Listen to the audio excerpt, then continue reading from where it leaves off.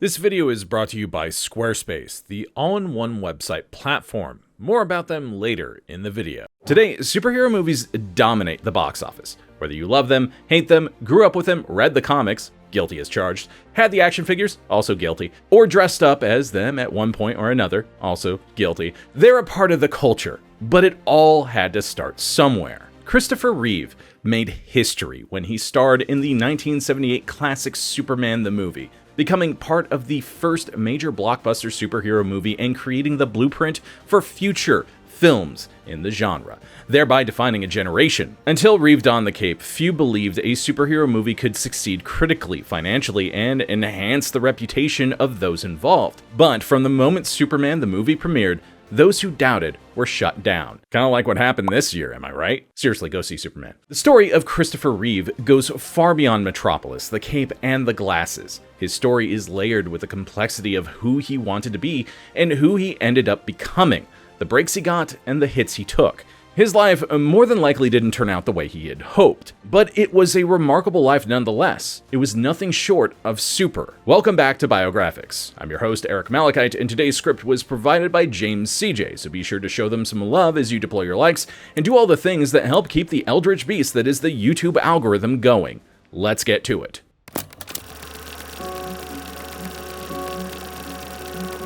Christopher Reeve was born in New York City on September 25, 1952. Reeve was born into a wealthy and somewhat influential family. His mother, Barbara Pitney Lamb, served as an associate editor, and his father, Franklin Dolier Reeve, was a teacher, poet, and novelist. In 1956, when Christopher was 4, his parents split, and his mother moved to Princeton, New Jersey, with Christopher and his younger brother Benjamin. A few years after the divorce, Barbara remarried an investment broker. His father also remarried, and as a result of his parents' second marriages, he grew to have numerous half-siblings and step-siblings. His relationship with his father would become strained. As Reeve put it, Franklin's love for his children always seemed tied to performance. As a result of trying to earn his father's love, Reeve often put himself under immense pressure to act older than he really was. This troubled relationship would exist for most of Reeve's life. In Princeton, New Jersey, Reeve attended Nassau Street School before going to Princeton Day School. As a student, he excelled in almost every way. He was gifted academically and athletically. He played numerous sports like baseball, soccer, hockey, tennis. Socially, he found making friends easy. However, he also discovered that he was gifted creatively in playing the piano, singing in the choir, and acting. In 1962, at the age of 9, Christopher Reeve began showing an interest in acting when he was cast in the first of many school plays. By the time he was 15, he was sold, spending a summer apprenticeship in Williamstown, Massachusetts at the Williamstown Theater Festival. From a young age, it was clear that Christopher Reeve was an impressive young man who would grow up to become something important, like many in his family before him.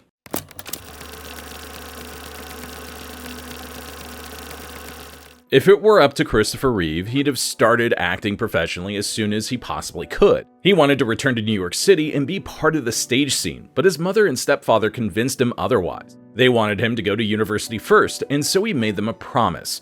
He'd go to school and act in the summer. So in 1970, despite being accepted into prestigious schools such as Carnegie, Northwestern, Columbia, and Brown, he ultimately chose Cornell due to its distance from NYC. He knew himself too well, and the temptation of the city was something he needed to steer very clear of. At Cornell, Reeve went on to major in English and music theory. Naturally, he also joined Cornell's theater department, where he acted in numerous school plays during his time there. Not even a year into university, a chance at a professional acting career found him when Stark Heseltine, a New York City agent, sent Reeve a letter. Heseltine was responsible for discovering Robert Redford and had represented talent that would become major Hollywood stars, including Susan Sarandon and Michael Douglas.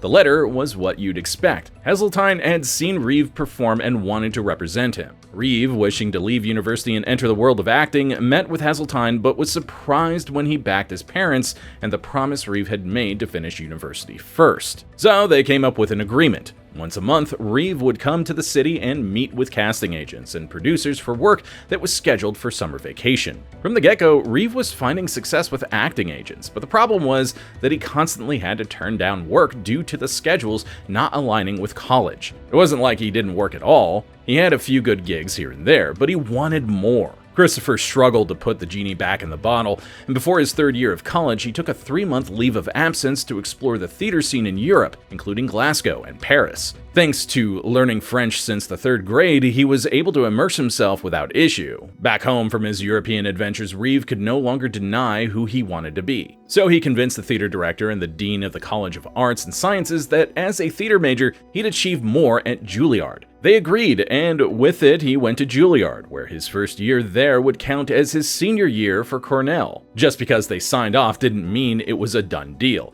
He still needed to audition, and in 1973, he did just that against 2,000 other applicants. Reeve was one of 2 students selected for Juilliard's advanced program, the other being Robin Williams. And those 2 would go on to become lifelong friends. After graduating from Cornell, Reeve intended to continue at Juilliard and see it to its end, but he would learn a valuable lesson from show business that would absolutely derail that plan. If you want your business to be as legendary as Christopher Reeve was, then you're going to need a snazzy website. And the sponsor for today's video, Squarespace, has you covered. And they are my go-to website builder when I need to share information internally with my team members for various projects, like the tabletop RPG I'm developing and playtesting. It was beyond simple to add sections, format, and even incorporate my existing knowledge of CSS and HTML when creating a web-based rulebook that will launch right alongside the game. Though you don't need any knowledge in that area at all. And it's all thanks to Squarespace's innovative Fluid Engine. The Fluid Engine makes it easier than ever for pretty much anyone to dive in and make a beautiful website. Answer a few questions about the goals you'd like to accomplish with your site, choose a template, and get dragging and dropping elements onto your template. Drag and drop technology is also included in every Squarespace site. But that's not all, because if you're working on a long-term project like the tabletop RPG I just mentioned, Squarespace makes it easy for you to create members-only content for your community. Monetize your projects by selling access to online courses, blogs, videos, and memberships. Start with a fully customizable website and earn recurring revenue by gating your content behind a paywall. Simply set the price and choose whether to charge a one-time fee or subscription for access. And then you can use Squarespace email campaigns to make it easy for you to spread the word about your project, engage clients, promote your services, and grow your business. Plus, if you're as busy as I am, you can even set up email automations to stay connected, nurture leads, and save time. Ready to get started? Head to squarespace.com/biographics for a free trial, and when you're ready to launch, use offer code biographics to save 10% off your first purchase of a website or domain. Now, back to your regularly scheduled program.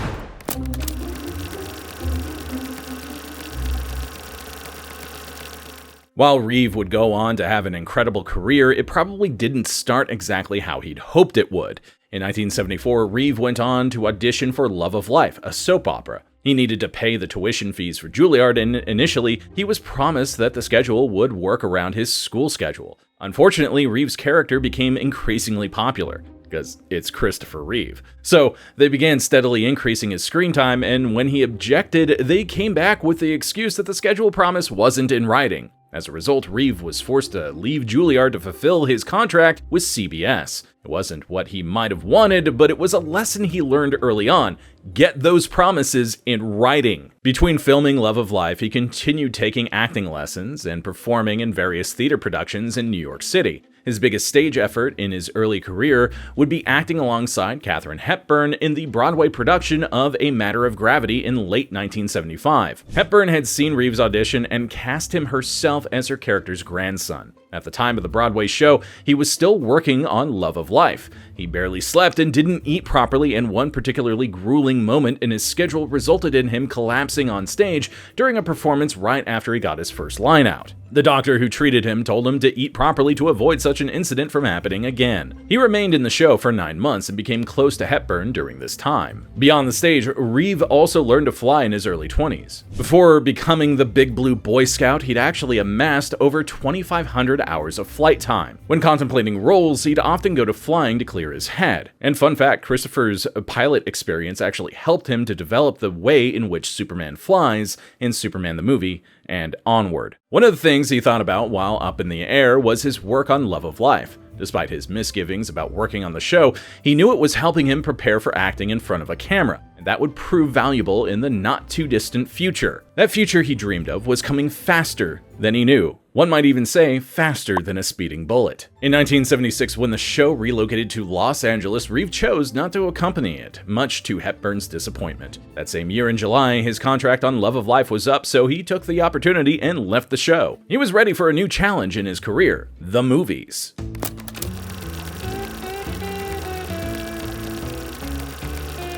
Following his exit from A Matter of Gravity and Love of Life, Christopher Reeve left New York City for Los Angeles, setting his sights on Hollywood and a chance to be in the movies. It was June 1976, and Stark arranged for his client to be represented by the small yet prestigious agency Bressler, Wolf, Coda, and Livingston. All were enthusiastic about working with Reeve, eager to help him become the next Hollywood star. After initially turning down a few roles, he eventually signed on for a small role in the 1978 film A Gray Lady Down. Reeve was not only disappointed with the film, but also unhappy about the kind of work he was being offered. He packed his bags and headed back to New York City and the theater where he felt most comfortable. However, in January 1977, he received a call from Stark about a potential role in a major studio picture. That film was Superman the movie. Considering how iconic and beloved Reeve would become for playing Clark Kent in Superman, it might be surprising to know that getting that initial meeting for the role was a challenge. The casting director for Superman, Lynn Stallmaster, had been putting Reeve's picture and resume on top of the pile numerous times, but each time producers threw it out. If it wasn't for Stallmaster's keen ability to see the right fit for the role and persistent pleading, there might not be much of a story to tell here. Instead, he eventually convinced the director, Richard Donner, and the producer, Elias Salkind, to meet with Reeve. The first meeting was at the Sherry Netherland Hotel on 5th Avenue. As Reeve stated, "If the meeting had been in another part of the town, I wouldn't have gone. Everything about the project seemed so unlikely." But he went, and he met with Donner and Salkind, and the next day, he received a 300-page script for 2 Superman movies. If he wasn't sold before reading, he was definitely sold immediately afterwards. Reeve was shocked to learn that these weren't corny sci-fi movies or even comic book films. They were pieces of American mythology with a blend of heroics and humor that captivated him. The producers wanted him to get to London for a screen test. He was informed that some of the early casting decisions had already been made, like Brando as Jor-El and Gene Hackman as Lex Luthor. One thing that Reeve wanted to bring to the films that made him the obvious choice was his vision for portraying the titular hero. Men by the late 70s were no longer confined to a brash or masculine image that they'd been relegated to before on screen and in real life. Now they were able to show gentleness and vulnerability, and that is exactly what Superman needs as a character. For 2 months, Reeve underwent intensive training to bulk up for the role. At the start of the process, he was 6'4" with a slim physique, weighing 187 pounds. By the end of his training, he'd added 30.8 pounds of muscle to his thin frame thanks to a combination of cardio, weightlifting, eating, and 90 minutes on the trampoline daily. I mean, how else are you gonna fly? When the movie premiered in December 1978, it was clear that everyone loved it, from diehard Superman fans and critics to everyday people. At 24, Reeve would be the youngest actor ever to portray Superman, a distinction that remains true to this day.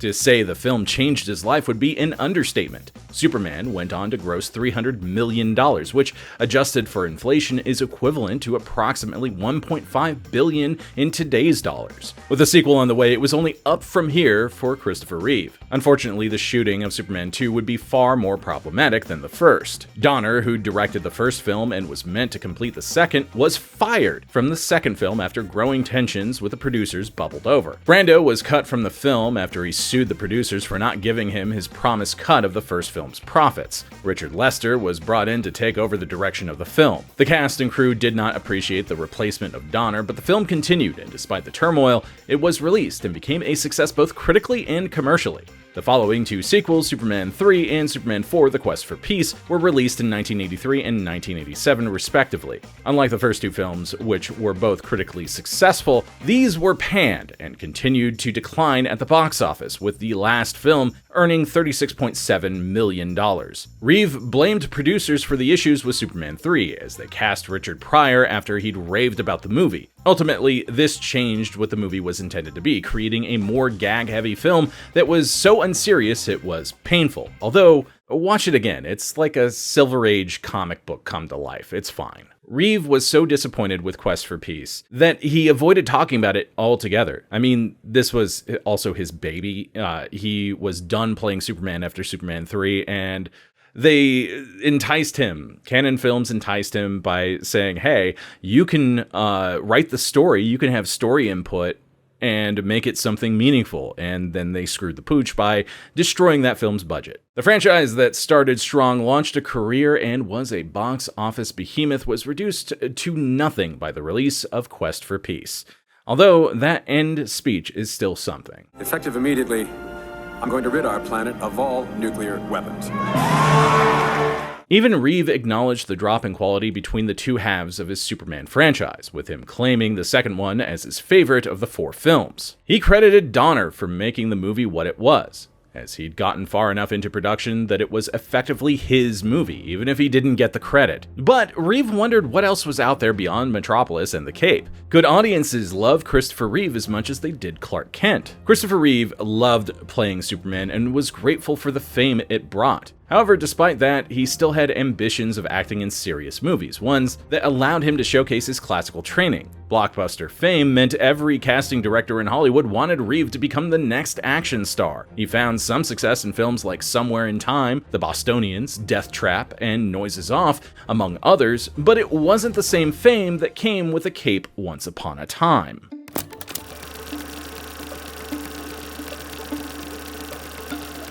During the early years of Christopher Reeve's career, Reeve found something he wasn't looking for off-screen: love and a family. In truth, Reeve had always had a checkered past with romance. It started when he was 16. He was dating a 23-year-old before they split when he claimed he began feeling something about it didn't feel right. His next relationship was much longer and far more impactful. His 10-year-long relationship with Gay Exton made Christopher Reeve a father with 2 kids, Matthew, born in 1979, and Alexandra, born in 1983. Reeve and Exton called it quits in February 1986 amicably, with joint custody of their children. In 1990, he found love again with Dana Morosini, an actress and singer. The two were living together, but she wasn't interested in repeating the type of relationship Reeve had with Exton. She wanted to get married. This was when Reeve had to face his true kryptonite: marriage.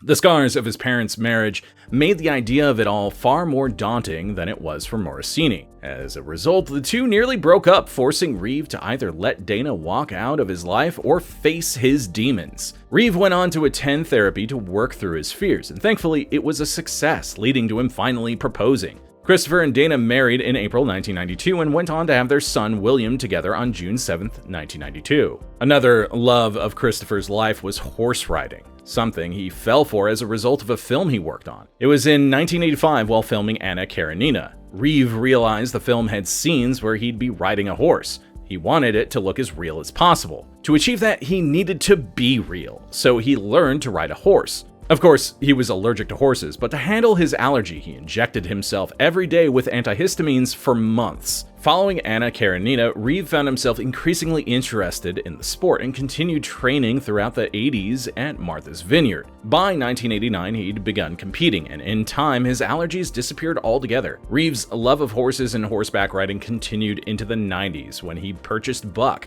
a 12-year-old thoroughbred, while filming the 1995 film Village of the Damned. Reeve and his wife Dana bonded over their love of the sport and would often go horse riding together. Unfortunately, something they loved so dearly would cost their family greatly.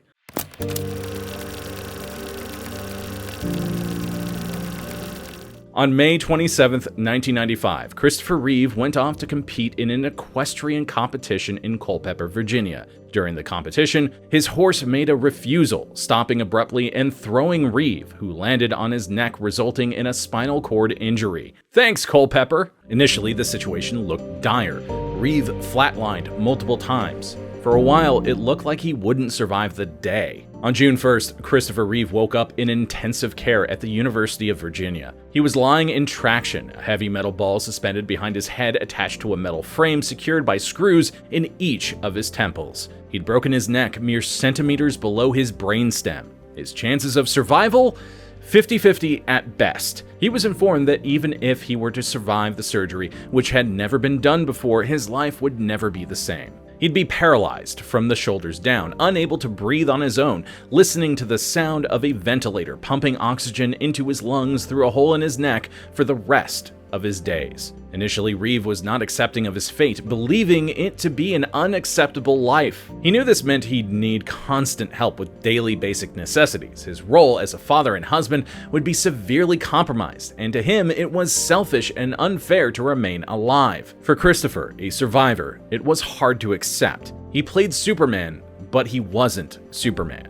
He remained in the ICU for a month, unable to move, trapped by his own thoughts. It was a dark and emotional time for him as he contemplated life and death, wondering which he wanted more. Reeve was lucky to get some of the best treatment possible from gifted neurosurgeon Dr. John Jane, who reattached the base of his skull to his spinal column with titanium, wire, and bone grafted from his hip.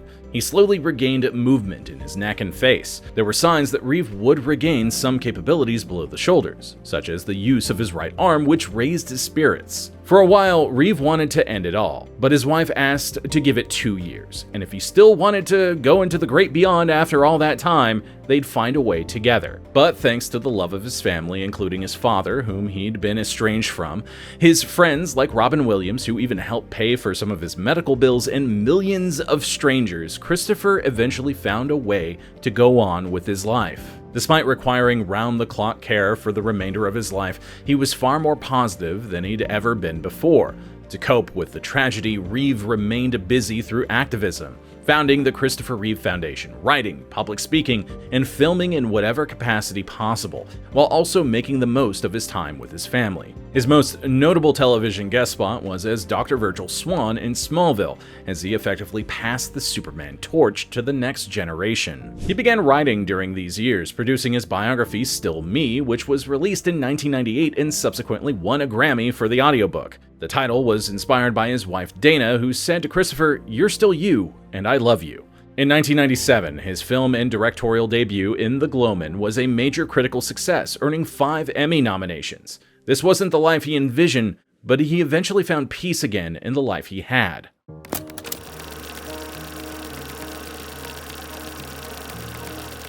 Christopher Reeve had been experiencing health issues long before his accident in 1995. But the accident had caused some of his earlier issues to reappear stronger than ever. When he was 16, he was diagnosed with alopecia areata. The accident had caused it to be far worse than it had ever been before, resulting in him needing medication, which he had a severe reaction to, causing him to lose all of his body hair. In 1993, while scouting film locations in Kenya, Reeve contracted malaria. It was discovered in 1995 when he was at the Kessler Rehabilitation Center in June, recovering from his horseback riding accident, that he hadn't ever fully recovered from the malaria. He was dealing with learning how to be alive again under strenuous circumstances while battling an onslaught of health problems. He was diagnosed with mastocytosis, a rare condition which made him vulnerable to anaphylaxis. He went on an experimental drug which was believed to limit spinal cord damage, but it nearly killed him. His heart stopped, but after being injected with epinephrine, it restarted and he eventually stabilized. The accident caused numerous medical issues beyond being paralyzed. From 1996 to 1997, he was in the hospital a lot, dealing with pneumonia, a collapsed lung, blood clots, and recurring dysreflexia. Things only got worse when he wasn't placed in his wheelchair correctly, leading him to fall and break his left arm, resulting in him getting a titanium rod to stabilize him. In 1997, a small ulcer on his ankle became infected, reaching the bone and almost resulting in amputation. By 2004, he'd endured a great deal of strife. His body was spent. In early October, he was being treated for a pressure ulcer, which turned septic. On October 9th, after receiving an antibiotic for the infection, he went into cardiac arrest and fell into a coma. He was rushed to the hospital, but 18 hours later, on October 10th, at the age of 52 years old, Christopher Reeve succumbed and was gone. After successfully navigating so many different medical minefields, Reeve was taken down by a bad reaction to an antibiotic. His body was no longer capable of fighting. Superman was dead, and with it, the world mourned the loss of a hero.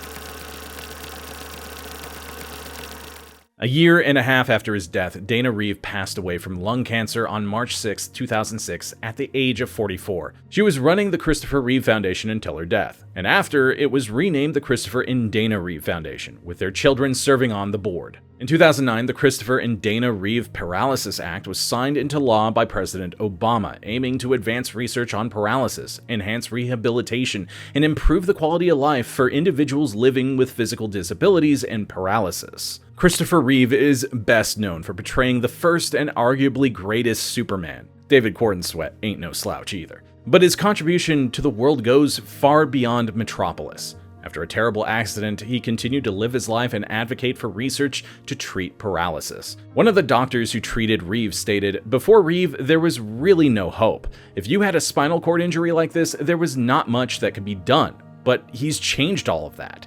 He's demonstrated that there is hope and that there are things that can be done." In the end, he was a hero in the most unlikely of ways, a legacy for transcending the big screen, earning him the title of Superman. I hope you learned something today, and if you enjoyed this video, be sure to deploy your likes, comment a historical figure we haven't covered yet, subscribe and ring that bell, and share this video with someone who loves learning about history's most important people. I'm Eric Malachite, and we'll see you next time.